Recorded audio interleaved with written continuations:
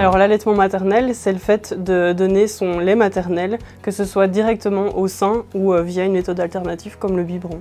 L'allaitement maternel apporte différents avantages. D'abord au niveau du bébé, c'est un lait qui va être complètement adapté à votre nouveau-né, qui va vraiment évoluer en même temps que votre bébé. Ça va lui transmettre beaucoup d'anticorps à travers le lait maternel et donc ça va l'empêcher d'être malade, d'attraper les maladies respiratoires ou autres qu'il pourra attraper à la crèche ou dans différents endroits. Ça va également le protéger contre d'éventuelles allergies. Ça évite également d'être obèse par la suite ou d'avoir du diabète à l'avenir. Au niveau de la maman, ça va permettre une perte de poids plus facile après la grossesse. Au niveau de l'allaitement maternel, on va produire pas mal d'hormones, notamment une qui va nous permettre d'avoir un sommeil plus profond et plus réparateur. Et donc ça sera fort utile, en tout cas au début, quand les nuits seront assez courtes avec votre bébé. Ça diminue le risque de cancer du sein et des ovaires chez la maman à l'avenir. Ça apporte un lien beaucoup plus fort avec bébé parce qu'il est directement en contact avec sa maman au sein. Et alors c'est un avantage économique parce que le lait maternel, ça ne coûte absolument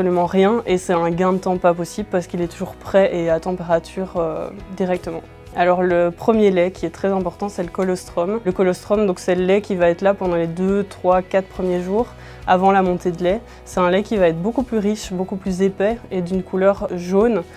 Il sera en moins grande quantité, mais c'est des quantités qui sont tout à fait suffisantes pour les besoins de bébé les premiers jours de vie. Il y a certaines contre-indications quand même à l'allaitement maternel, comme certaines maladies, par exemple le HIV, là on redirigera quand même plutôt la maman vers une alimentation artificielle. Malheureusement, il y a certaines maladies aussi qui n'ont pas encore des traitements adaptés et compatibles avec l'allaitement maternel, donc là pareil, il vaudra mieux privilégier un lait artificiel. Et alors dans certains cas, quand des mamans ont eu une réduction mammaire, l'allaitement n'est pas du tout interdit, au contraire, c'est toujours bien d'essayer, mais il faut savoir qu'on aura souvent des productions de lait un peu moins importantes et donc dans ces cas-là, il faudra peut-être supplémenter sur le côté avec du lait artificiel. Alors le lait va s'adapter tout au long de la durée de l'allaitement à bébé, donc les premiers jours de vie, ça va vraiment être le colostrum qui est un lait beaucoup plus riche et plus épais, et puis tout doucement, ça va aller vers le lait qui va être là jusqu'à la fin de l'allaitement, mais ce lait va vraiment s'adapter, évoluer tout au long de la vie de bébé. En fonction des périodes aussi, si maman est malade, il y aura plus d'anticorps qu'à d'autres périodes. On peut allaiter aussi longtemps qu'on veut, j'ai envie de dire. L'OMS recommande que l'allaitement maternel soit exclusif les 6 premiers mois de vie et après il recommande une alimentation diversifiée mais avec l'allaitement maternel en parallèle jusqu'aux 2 ans de l'enfant.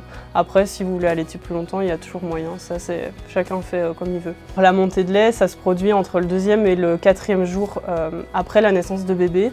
C'est vraiment le changement du colostrum vers le lait et là la maman va ressentir différentes choses au niveau de ses seins surtout. Il va y avoir vraiment une tension au niveau des seins, les seins vont grossir, vont être plus tendus. On peut ressentir aussi une sensation de chaleur et de douleur. C'est pas toujours très agréable, mais ça dure que quelques jours et puis ça passe. Et nous, on sera vraiment là pour accompagner les mamans au mieux, donner vraiment tous les conseils possibles pour les soulager un maximum et faire passer cette montée de lait le mieux possible. On donnera également pas mal de conseils avant la sortie de la maternité pour qu'elle puisse gérer ça au mieux à la maison chez elle toute seule. Il existe des méthodes alternatives dans le cas où certaines mamans n'aiment pas forcément mettre bébé au sein. Il y a des mamans qui n'aiment pas cette sensation. C'est le fait de mettre un tire-lait en place, c'est ce qu'on va appeler le tire-allaitement. Et donc là, c'est simplement, on va tirer son lait avec un tire-lait et on donnera le lait avec des biberons par après. Ça peut rassurer aussi certaines mamans qui sont fort stressées sur les quantités que boivent bébé. C'est vrai qu'au sein, on ne voit pas évidemment les quantités exactes que bébé boit. Et donc certaines mamans vont être rassurées de tirer le lait, de le donner dans des biberons et du coup de pouvoir voir la quantité que bébé boit. Pour rassurer les mamans qui ont peur de ne pas donner assez de lait à leur bébé, on va vraiment être là pour leur montrer les différents signes qu'on peut observer chez bébé pour voir qu'il avale bien. Donc c'est vraiment le fait qu'il descende la bouche par exemple, qu'on entende des petits bruits de déglutition. Un bébé qui a des quantités suffisantes va faire pipi régulièrement, il va prendre du poids simplement quand on va le peser dans les jours et les semaines à venir. C'est un bébé qui est censé être apaisé après des tétés aussi parce que il sera repu et qu'il sera bien. Donc voilà, il y a plein de petits signes qui font que la maman peut être rassurée et puis tout simplement faire confiance à votre bébé et vous faire confiance à vous aussi. Alors si un bébé est hospitalisé au centre néonatal pour X raisons, ce qu'on va faire pour privilégier l'allaitement et que l'allaitement se passe quand même au mieux dès le début, c'est dès le quartier de naissance, donc le plus tôt possible, en tout cas après la naissance, c'est montrer à la maman l'expression manuelle. On va faire ça avec elle les premières fois. C'est vraiment le fait d'aller stimuler au niveau de la glande mammaire manuellement avec des massages pour pouvoir extraire du colostrum qui sera donné par la suite à bébé. Et après les 24 premières heures de vie, là on pourra installer un tire-lait et la maman pourra tirer son lait jusqu'à ce que bébé soit autonome pour aller au sein. Et le lait qui sera tiré sera évidemment conservé sur le côté pour donner à bébé à chaque tété quand il aura besoin de manger. On peut tout à fait pratiquer l'expression manuelle pendant la grossesse, c'est même conseillé.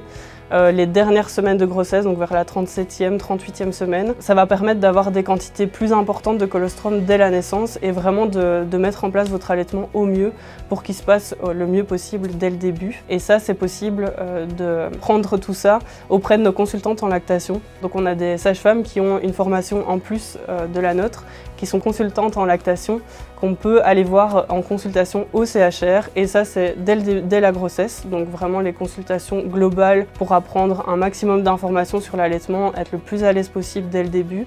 Mais elles sont également disponibles tout au long de l'allaitement, après le retour à la maison. Il y a un numéro pour la maternité qui est disponible pour toute éventuelle question par rapport à l'allaitement maternel ou autre. Et nos sages-femmes consultantes en lactation sont également disponibles plusieurs jours par semaine, par téléphone, mais également en consultation directement au CHR.